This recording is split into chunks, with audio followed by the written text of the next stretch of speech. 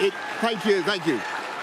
It is clearly now the will of the Parliamentary Conservative Party that there should be a new leader of that party and therefore a new Prime Minister.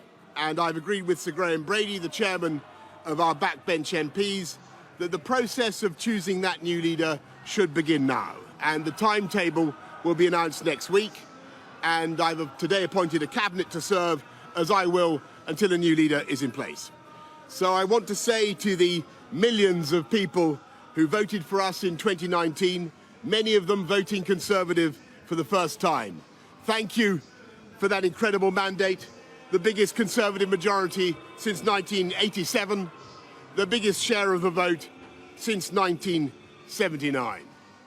And the reason I have fought so hard in the last few days to continue to deliver that mandate in person was not just because I wanted to do so, but because I felt it was my job, my duty, my obligation to you to continue to do what we promised in 2019. And of course, I'm immensely proud of the achievements of this government, from getting Brexit done to settling our relations with the continent for over half a century, reclaiming the power for this country to make its own laws in Parliament, getting us all through the pandemic, delivering the fastest vaccine rollout in Europe, the fastest exit from lockdown, and in the last few months, leading the West in standing up to Putin's aggression in Ukraine. And let me say now to the people of Ukraine that I know that we in the UK will continue to back your fight for freedom for as long as it takes.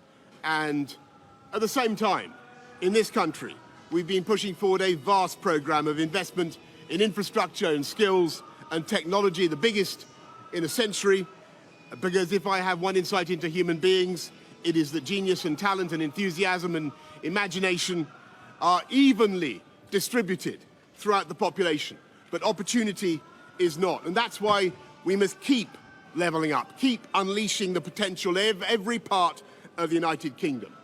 And if we can do that in this country, we will be the most prosperous in Europe.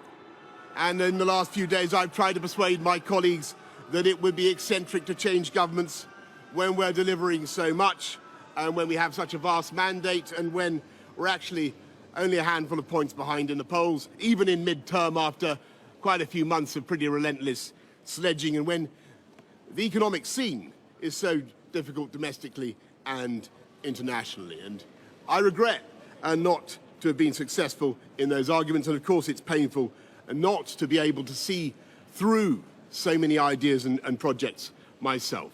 But as we've seen at Westminster, the herd instinct is powerful, and when the herd moves, it moves. And my friends, in politics, no one is remotely indispensable. And our brilliant and Darwinian system will produce another leader equally committed to taking this country forward through tough times, not just helping families to get through it, but changing and improving the way we do things, cutting burdens on businesses and families, and yes, cutting taxes, because that is the way to generate the growth and the income we need to pay for great public services. And to that new leader, I say, whoever he or she may be, I say I will give you as much support as I can. And to you, the British public, I know that there will be many people who are relieved, and perhaps quite a few who will also be disappointed. And I want you to know how sad I am to be giving up the best job in the world. But them's the breaks. I want to thank Carrie and our children and all the members of my family who have had to put up with so much for so long.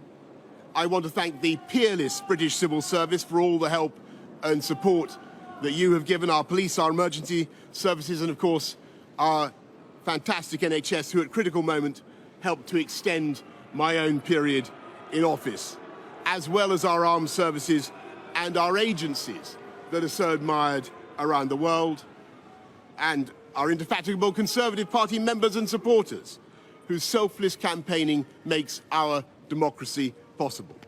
I want to thank the wonderful staff here at Chequers, here at Number 10, and of course at Chequers, and our fantastic prop force detectives, the one group, by the way, who never leak.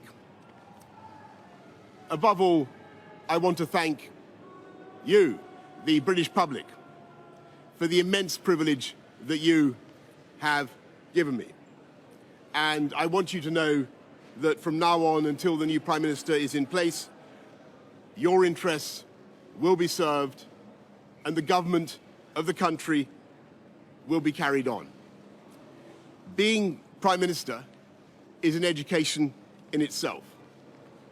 I've travelled to every part of the United Kingdom, and in addition to the beauty of our natural world, I've found so many people possessed of such boundless British originality and so willing to tackle old problems in new ways that I know that even if things can sometimes seem dark now, our future together is golden.